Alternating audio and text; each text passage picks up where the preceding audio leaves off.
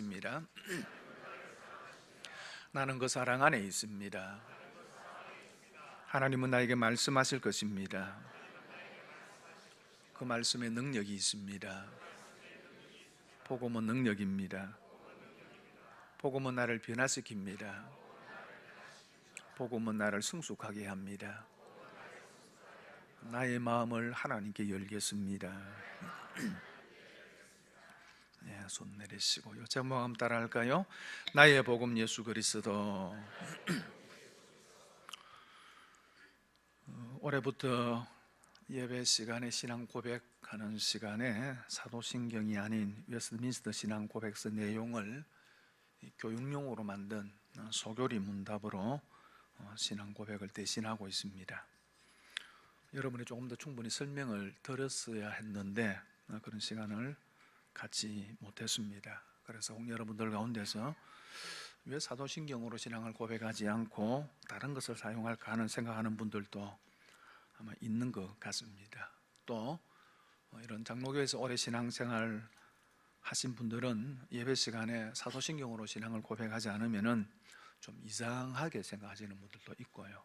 통 여러분들이 가운데 어떤 분은 다른 데 타지에 어떤 교회를 방문하게 되었는데 예배 드릴 시간에 사도신경 안 하면은 이게 또 이상한 교회가 아닌가 또 이렇게 생각하는 분들도 간혹 있는 것 같습니다.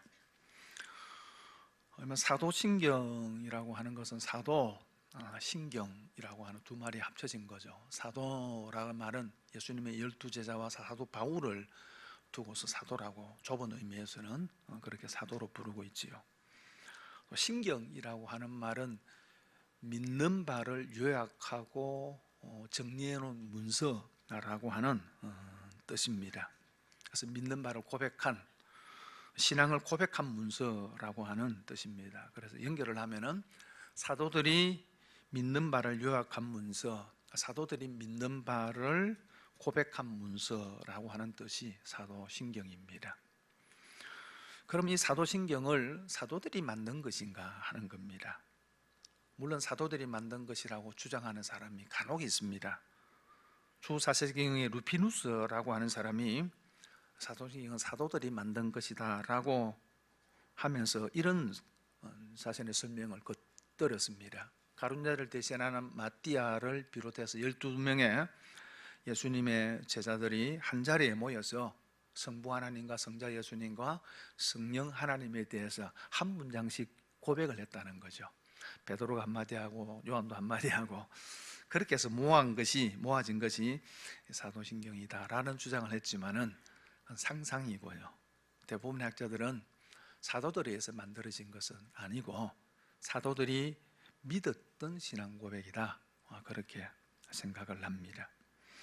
사도신경은 교회 역사에 있어서 가장 오래된 신경, 신앙 고백서입니다. 2세기 정도부터 시작해서 만들어지기 시작해서 주 8세기경에 공식 문서로 공인을 받고 공적으로 사용하기 시작했습니다. 사도신경은 신앙의 가장 기본적인 진리를 아주 압축적으로 요약해 놓은 아주 중요한 신앙 고백이지요. 그래서 종교 계획자들도 개신교의 신앙 고백으로 받아들이고 오늘날까지 또 많이 사용하고 있습니다. 그런데 사도신경은 완벽한 신앙 고백서는 아닙니다. 모든 것을 다 우리 신앙에 맞고 모든 것들을 다 포함하고 있는 신앙 고백서는 아니다라는 겁니다. 그리고 이 사도신경이 주 8세기에 공인을 받게 되어졌는데 그 시기가 이미 중세기 접어들었을 때입니다. 다르게 이야기하면 캐톨릭에 의해서 공인된 문서입니다. 그러다 보니까 사실은 캐톨릭의 영향이 있습니다. 본디오 빌라도에게 고난을 받아 십자가에 못 박혀 죽으시고 장사된 지 사흘 만에 죽은 자 가운데서 다시 살아나셨으며 라고 하는 부분 속에 장사된 지 그리고 사흘 만에 부활하사 사이에 원문에는 지옥에 내려가신이라고 하는 부분이 사도신경 원문에는 포함이 되어져 있습니다. 이 지옥에 내려갔다라는 말은 어떤 의미가 있느냐 그러면은 가톨릭의 연옥과 상당히 관련이 있는 말입니다. 죽어 지옥에 간 자들에게 예수님이 내려가셔서 전도했다는 겁니다. 그러니까 죽은 이후에도 구원의 기회가 있다는 내용이에요.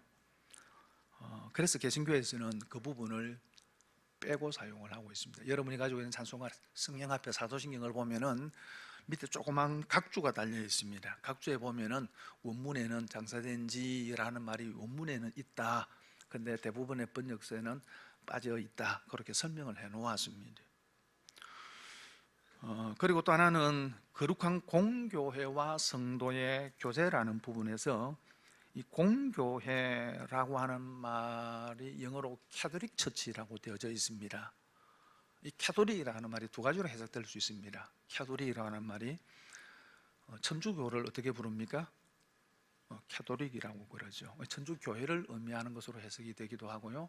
또 하나는 캐톨릭이라는 말이 보편적인이라고 하는 뜻을 가지고 있습니다. 만인의 그런 뜻이죠. 그래서 캐톨릭은 사실 그거를 캐톨릭 처치로 그렇게 큰 천주교로 이해를 하고요. 개신교에서는 보편적 교회, 우주적 교회라는 의미로 그것을 해석해서 그렇게 사용을 하고 있습니다. 제가 지금 말씀을 드리는 것은 사도행전이 무슨 사도행전이 가지고 있는 가치를 폄하하는 게 아니고요. 충분히 가치 있는 신앙 고백이지만은 그러나 완벽한 완전한 우리의 신앙의 모든 것을 담고 있는 신앙 고백서는 아니라는 것입니다. 그래서 사도신경을 사용하지 않는다고 해서 절대 이상한 건 아닙니다. 너무 이상하게 생각하지 마십시오. 그러면은 왜 웨스트민스터 신앙 고백서인가 하는 겁니다. 1640년대 영국은 대단히 정치적으로나 종교적으로 혼란스러웠습니다. 남부지방 잉글랜드 중심으로는 영국 성공회가 있고 북부 스코틀랜드 쪽에는 개신교가 사실은 더 왕성했습니다. 종교적으로나 정치적으로 좀 혼란스러울 때에 영국 교회가 공통으로 따를 수 있는 신앙 고백서를 만들 필요성을 느끼게 되어집니다. 그래서 잉글랜드와 북쪽에 있는 스코틀랜드의 종교 지도자들, 신학자들, 또 정치 지도자들이 같이 모여서 학식 있고 거룩하며 분별력 있는 그런 신학자들이 영국 웨스트민스터 성공회 성당인 성공회는 개신교이지만은 사실은 천주교하고 좀 많이 닮은 그런 개신교죠. 그래서 웨스트민스터 사원 성당에서 모여서 5년 7개월 동안에 1300여 차례 회의를 가지면서 만들어낸 신앙 고백서입니다. 그래서 이 웨스트민스터 신앙 고백서를 성도들에게 좀 이렇게 교육용으로 가르치기 위해서 대교리 문답, 소교리 문답으로 만들어서 이제 사용을 하게 되어졌는데 영국의 청교도들이 미국으로 이제 건너가면서 이 신앙 고백서를 그대로 가지고 와서 미국 장로교의 교리 표준으로 그렇게 사용을 했고요. 미국 선교사들이 우리나라 들어오면서 우리나라 장로교회가 이제 세워지면서 이 웨스트민스터 신앙 고백서를 교회의 표준 교리 문답으로 문서로 이렇게 받아들인 거예요. 그래서 장로교, 우리 교도도 마찬가지지만 장로교 헌법에 보면 제일 먼저 장로교회가 받아들이는 신앙 고백서가 나와 있는데 그게 웨스트민스터 신앙 고백서입니다. 그 웨스트민스터 신앙 고백서를 우리의 표준 교리 문서로 그렇게 받아들이고 있는 겁니다. 그리고 임직을 받으시는 분들은 임시직 할 때에 선서를 하잖아요. 선서할 때에 첫째 질문이 이겁니다. 구약과 신약 성경은 하나님의 말씀이며 신앙과 행위에 대하여 정확무한 유일의 법칙임을 믿습니까? 라고 하는 질문이 있습니다. 그 질문에 예해야지 여러분이 직분을 받을 수 있는 거예요. 그리고 두 번째 질문 이거예요. 본 장로회 교리 표준인 신앙 고백 대교리 문답과 소교리 문답은 구약과 신약 성경의 교훈한 도리를 총괄한 것으로 믿고 알고 성실한 마음으로 믿고 따르겠습니까? 두 번째 그렇게 질문이 있습니다. 이 두 번째 질문에 장로회 교리 표준인 신앙 고백 이게 뭐예요? 웨스트민스터 신앙 고백서를 이야기를 하는 거예요. 웨스트민스터 신앙 고백서는 이상한 신앙 고백이 아니고요. 장로교 신앙을 가장 잘 표현하고 드러내는 신앙 고백서입니다. 그렇죠? 그래서 사도신경도 좋은 신앙의 고백서이지만은 그러나 더 많은 것들을, 우리의 신앙에 관한 더 많은 것들을 포함하고 있는 것이 웨스트민스터 신앙 고백서입니다. 이 외에도 최근에 와가지고는 하이델베르그 신앙 고백서라고 있습니다. 독일에 있는 하이델베르그에서 또 모여서 신앙 고백서를 만든 신앙 고백서들이 있어요. 그래서 개신교회에서 단순히 사도신경만을 신앙 고백으로 늘 고백하는 것이 아니고 훨씬 더 풍부하게 다른 내용을 담고 있는 이런 신앙 고백서들을 좀 많이 사용하자라고 하는 분위기들이 지금 교회 안에서 많이 일어나고 있습니다. 그래서 사도신경 내 웨스턴 신앙 고백서를 고백하는 교회도 있고요, 하이델베르그 신앙 고백서를 사용하는 교회들도 있고요. 그래서 이 지금 이제 제가 이렇게 신앙 고백서를 좀 다르게 하자는 생각한 이유 중에 또 하나는 우리가 사도신경을 너무 오랫동안 하다 보니까 좀 형식적이고 그런 면들이 좀 많이 있다라고 생각이 되어졌기 때문에 조금 새로운 신앙 고백서를 가지고 고백을 하면서 이런 내용이 있구나라는 걸 또 우리가 알고, 사실 신앙 고백이 대단히 중요한 거거든요. 그래서 이런 고백서 내용을 좀 알고 또 나중에 공부도 좀 하고 이래야지 또 우리 신앙이 또 견고해질 수 있기 때문에 그런 겁니다. 그러니까 여러분들이 새로운 교회, 이상한 교회가 아니고 좋은 교회라는 것을 잘 아시기를 바랍니다. 오늘 본문은 로마서 이제 마지막 부분이죠. 섭섭하게 오늘로서 로마서 강의가 끝나게 되어집니다. 로마서는 사도 바울이 로마 교회에 보낸 편지지요. 그래서 15장 13절까지가 사실은 본론의 내용이에요. 그래서 14절 이후 16장은 편지 끝에 덧붙이는 추신과 같은 그런 내용입니다. 그래서 마무리 자신의 어떤 가지고 있는 소원을 이야기를 하고 10장에 넘어오면은 지난주 살펴본 것처럼 복음에 함께했던 많은 사람들을 소개하면서 자신은 혼자 한 것이 아니고 함께해서 가능한 것이었다라고 이야기를 하면서 그들의 수고와 헌신에 대해서 격려하는 내용입니다. 그러면서 오늘 본문에 보면은 로마서를 끝내면서 약간 좀 엉뚱한 내용을 이야기하고 있는 것 같이 그렇게 보여집니다. 이단에 관한 것입니다. 바울은 로마서를 하루아침에 기록한 건 아니에요. 고린도에서 3개월 동안에 머물면서 기록했는데 적어도 긴 시간 동안 로마서를 기록해 가는 가운데서 교회들의 소식이 바울에게 들려왔겠죠. 로마 교회 소식도 들려오는데 그건 바로 이단에 관한 것들입니다. 초대교회에 이렇게 좀 교회를 많이 어지러웠던 두 가지 이단이 있습니다. 하나는 유대율법주의고 그리고 또 하나는 영지주의자들입니다. 율법주의라는 유대주의에서 온 거고요, 또 영지주의는 헬라 사상에서 이렇게 온 이단이죠. 이런 교회들이 이제 이런 사상들이 교회에 자꾸 혼란스럽게 한다는 소식을 아마 바울이 들었던 것 같습니다. 그래서 마지막에 다시 한번 이 부분에 대해서 지적을 하고 그렇게 로마서를 마치고 있습니다. 오늘 본문을 통해 살펴볼 것 첫째 남 따라할까요? 살피고 떠나야 한다. 17절 말씀 같이 읽겠습니다. 시작. 형제들아 내가 너희를 권하노니 너희가 배운 교훈을 거슬러 분쟁을 일으키거나 거치게 하는 자들을 살피고 그들에게서 떠나라. 살피고 이 말은 주목하고 감시하다. 군인들이 보초 경계 근무를 설 때 앞에 상황을 살피잖아요. 그렇죠? 근데 바람도 안 부는데 앞에 막 나무가 흔들려. 그럼 수상하죠. 그런 것들을 살피듯 살피라, 그 얘기입니다. 특별히 교회 안에 들어와서 교회를 혼란케 하는 이런 이단의 잘못된 교훈들에 대해서 잘 살피고 그들을 떠나라, 멀리해라, 그렇게 말씀을 합니다. 그러면서 이단들이 가지고 있는 특징들을 몇 가지 이야기를 하는데요, 첫째는 복음을 거스러 분쟁을 일으킨다, 그렇게 말합니다. 거스른다라고 하는 말은 반대한다는 겁니다. 대항한다는 겁니다. 분쟁을 일으킨다라고 하는 말은 불일치를 이야기하죠. 이 분쟁이라는 말의 뜻에는 어떤 의미가 들어있느냐 그러면은 쪼개진 틈을 나타내는 단어예요. 쪼개진 틈, 분리, 분열을 일으킨다, 그 말입니다. 여러분, 마귀가 잘 아는, 사탄이 잘 아는 것이 하나가 있습니다. 그게 뭘까요? 이간질이죠. 이간질시키는 것을 잘 압니다. 그래서 사단이 뱀의 형태를 가지고 하와에게 와서 뭘 합니까? 하나님과 하와 사이를, 사람 사이를 이간질시키죠. 이 주특기입니다. 그런데 재밌는 표현이 있습니다. 마귀는 이빨이 없다라는 말이 있어요. 여러분, 식탁에 산의 진미가 가득 쌓아져 있어도 이빨이 없으면 먹을 수 없지요. 어떻게 해야 됩니까? 그럴 때 틀리를 해야죠. 틀리. 이 사탄이 이빨이 없습니다.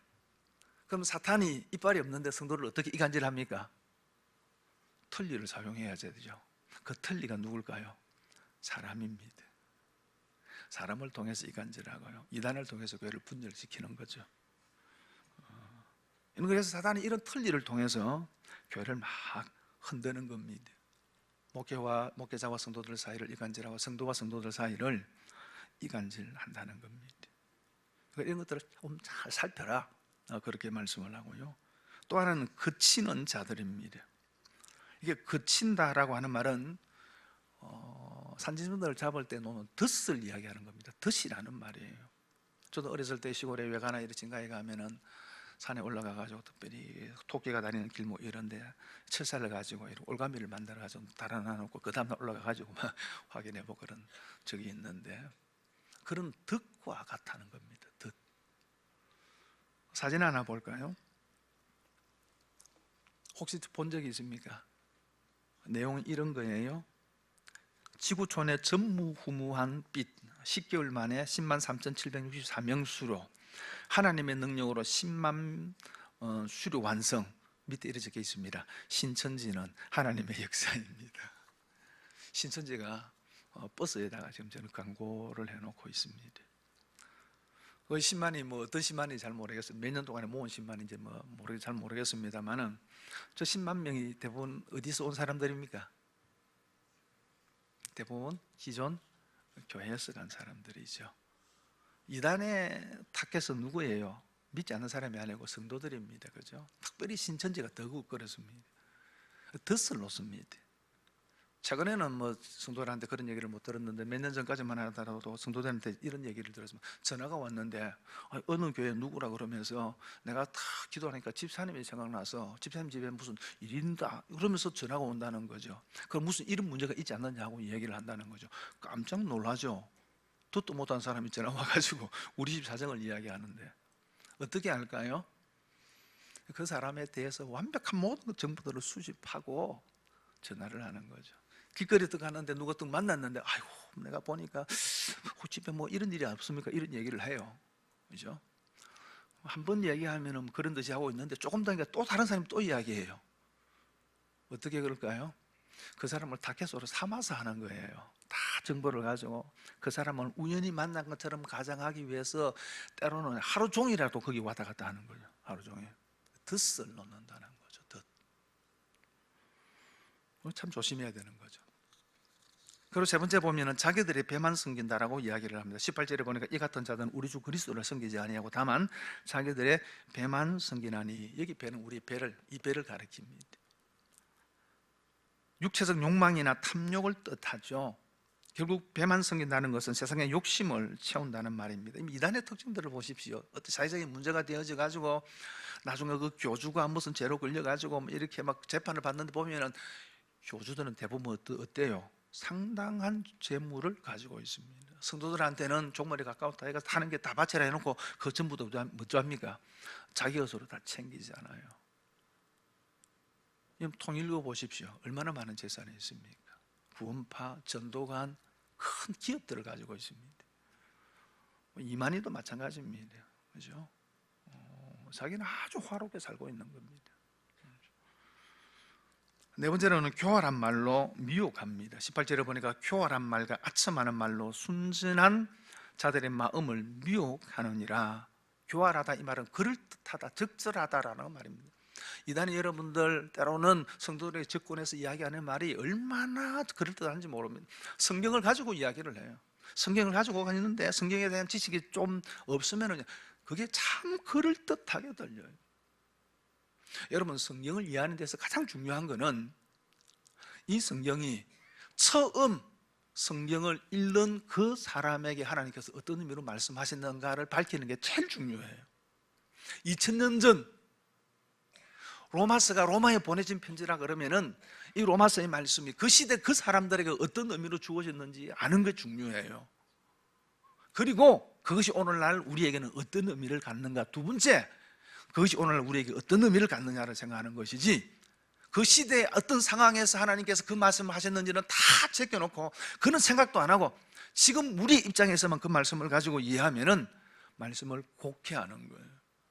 이단들이 대부분 그래요. 그래서 단어 하나 가지고 이상하게 설명을 하는데 그게 그럴듯하게 들려요. 그럴듯하게. 그런데 그게 다 잘못된 것이라고 말이죠. 여러분, 귀한 것일수록 가짜가 많죠. 모조품이 많습니다. 사구려는 짝퉁이 없습니다. 명품의 짝퉁이 있는 거죠. 복음이 귀한 거니까 자꾸 짝퉁이 생겨요. 모조품이 생겨요. 잘 분별해야 됩니다. 그리고 19절에 이렇게 이야기합니다. 너희가 선한 데 지혜롭고 악한 데는 미련하기를 원하노라.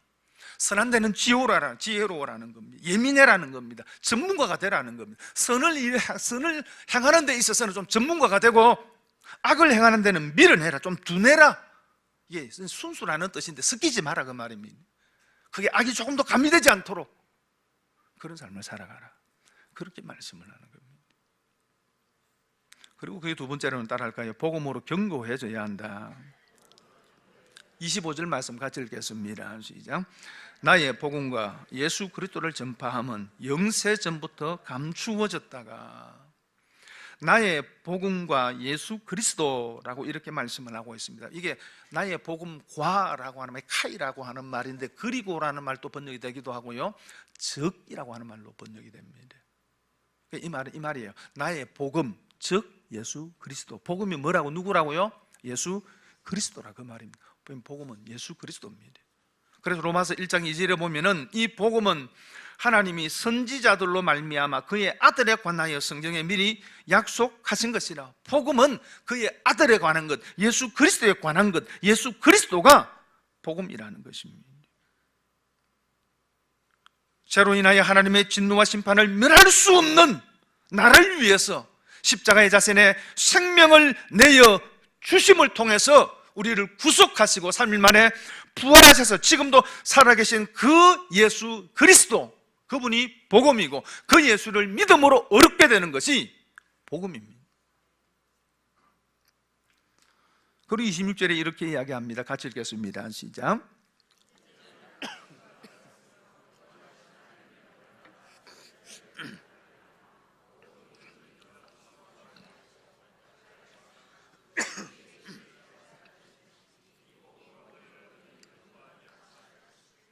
이 20절에 보면은 중요한 세 가지 단어가 있습니다. 믿어, 그 다음에 순종하게 하시려, 마지막에 보면은 견고하게 하시라고 하는 말입니다. 이런 믿어, 먼저는 믿는 거죠. 그 다음에 믿는다면 뭐가 따라옵니까? 순종이 따라옵니다. 여러분, 이스라엘 백성들이 홍해를 건널 때는 하나님께서 홍해를 먼저 갈라주시고 이스라엘 백성들로 하여금 건너게 하십니다. 하지만 요단강을 건널 때에는 하나님께서 먼저 가라라고 말씀합니다. 그래서 대제사장의 발에 벗기를 맨 대제사장의 발이 요단강 물에 내딛자 강이 갈라집니다. 하나님을 잘 알지 못하는 이제 출애굽한 그때에는 하나님이 갈라주시고 건너가라 그럽니다.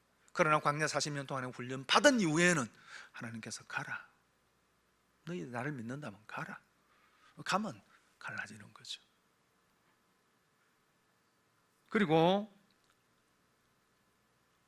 이 복음으로 너희를 능히 견고하게 하실, 이렇게 말씀을 합니다. 복음으로 견고해진다는 겁니다. 사실 이 부분의 말씀이 사실 25절 앞에 나와 있는, 제일 앞에 나와 있는 말이에요, 원문에는. 그래서 가장 강조하고 있는 말입니다. 이 복음으로 우리를 견고하게 한다는 거죠. 여러분, 이단을 대체하는 가장 좋은 방법이 뭘까요? 우리가 복음으로 견고해지는 겁니다. 복음 안에 바로 서 있는 것입니다. 여러분, 이단이 아는 것, 이단의 여러 가지를 아는 것이 중요합니다. 그러나 그보다 더 중요한 것은 우리가 복음 안에 확실히 하는 것입니다. 그러면 흔들리지 않습니다.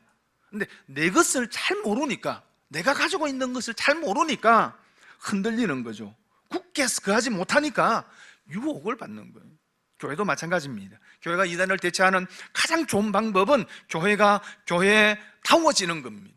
교회가 건강해지는 겁니다. 교회가 말씀 위에 분명하게 서 있는 겁니다. 그러면 이단이 틈을 못 틉니다. 여러분, 신천지나 이런 이단들은 교회에 들어와서 교회를 살핍니다. 이 교회가 어떤 교회인지 그들이 비집고 들어가 가지고 그렇게 웅틀 수 있는 그런 어떤 여지가 있는 교회인지 없는 교회인지를 살핍니다. 그리고 있으면은 자리를 트는 거예요.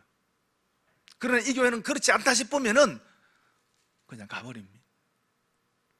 우리 교회도 신천지가 여러 번 왔었습니다. 우리가 참 좋은 교회죠. 발을 못 붙였으니까. 여러분, 그런데 교회가 영적으로 병들고 교회가 진리와 복음을 사수하지 못하면은 이단이 활개를 치는 거예요. 오늘날 왜 이래 한국 땅에 이단들이 이렇게 활개를 치는 겁니까? 교회가 문제가 있으니까 이단들이 활개를 치는 거예요. 여러분, 그러므로 성도가 성도다워져야 됩니다. 교회가 교회다워지고 무엇보다도 복음 안에 거하고 복음으로 견고하게 세워져야 됩니다. 뿐만 아니라 여러분, 우리 인생을 견고하는 것도 복음입니다. 다른 좋은 스펙을 쌓고 뭐 아름다운 외모를 가지고 어떤 재력을 가지고 지위를 갖는 것도 중요하겠지만은 사실은 그런 것이 우리 인생을 견고하게 세워주는 것이 아니라 그 말입니다. 우리가 믿음의 삶을 살아가면 살아갈수록 깨닫는 게 뭡니까? 결국은 복음이라는 것입니다. 우리를 견고하게 하는 것은, 우리의 인생을 견고하게 해주는 것은 복음이지, 이런 것들이 우리를 굳게 세워주지 못한다는 것입니다. 그러므로 우리가 끝까지 붙들 것은 복음밖에 없습니다. 불투만이라고 하는 유명한 신학자가 있는데, 이분이 그의 인생의 말년에 이런 고백을 했습니다. 나는 20대에 많은 철학과 종교를 공부하였다. 그런데 복음은 그 모든 것에 비해서 너무 단순하게 느껴졌다. 30대에 이르러 내가 추구했던 철학과 종교들이 내 삶의 궁극적인 대답이 되지 못한다는 것을 알고 딜레마에 빠졌을 때 복음은 나에게 새로운 의미로 다가왔다. 40대가 되어서 인생의 모든 문제와 싸우면서 복음을 의지했을 때 복음은 나에게 능력으로 나타났다. 50대가 되어서 지금까지 내가 살면서 쌓아둔 것들이 다 허무하게 느껴질 때 복음은 인생에서 가장 귀중한 것이 되었다. 60대가 되어 친구들이 세상을 떠나고 내 손에 잡혔던 것들이 하나둘 사라져갈 때 내가 붙들 수 있는 것은 오직 복음 하나뿐인 것임을 알게 되었다. 이제 나에게 있어서 복음은 심오하며 중요한 것을 떠나서 나의 유일한 것이 되었다. 아멘이 됩니까? 여러분, 나이가 들면서 복음의 중요성을 더 깊이 깨닫게 되어졌다는 것입니다. 그런데 사람들은 나이가 많아지고 늙어가면서 자꾸 무언가를 붙들려 합니다. 그것들이 나를 견고하게 세워줄 수 있을 것이라고 생각하기 때문입니다. 그런데 그런 것들이 우리를 견고하게 세워주지 못한다는 겁니다. 이미 우리가 붙잡고 있는, 그리스도께서 우리를 붙들고 있는 그것을 더욱 견고하게 붙들 수 있기를 바랍니다. 그 복음이 우리를 견고하게 흔들리지 않는 믿음의 사람으로 세워줄 것입니다. 그리고 25절에 이렇게 말씀하죠. 나의 복음과 예수 그리스도를 전파하면 영세전부터 감추어졌다가 바울이 그 복음을 이렇게 표현합니다. 나의 복음, 나의 복음이 되어야 됩니다. 나의 것이 되어야 됩니다. 내가 복음이 아니고요, 내 중심적으로 해석을 하고 이해한 내가 복음이 아니고 성경이 말씀하고 있는 참된 복음, 예수 그리스도, 그 복음이 나의 것이 되어야 됩니다. 믿음의 선진들의 복음도 아니고요, 부모들의 복음도 아니고, 믿음 좋은 누구의 복음이 아닌 나의 복음이 되어야 됩니다. 여러분, 이 복음이 여러분의 복음입니까? 그 복음이 여러분을 견고하게 세워줄 것입니다. 예수 그리스도면 족합니다. 모든 것의 정답은 예수 그리스도입니다. 여러분, 혼란한 시대를 우리가 살아가고 있습니다. 잘 살피고 때로는 피할 것은 피해야 됩니다. 복음 대신 예수 그리스도만이 안에 거하고 그 복음 안에서 견고하게 세워져가는 저와 여러분 되기를 바랍니다. 찬양하겠습니다. 주님 다시 오실 때까지.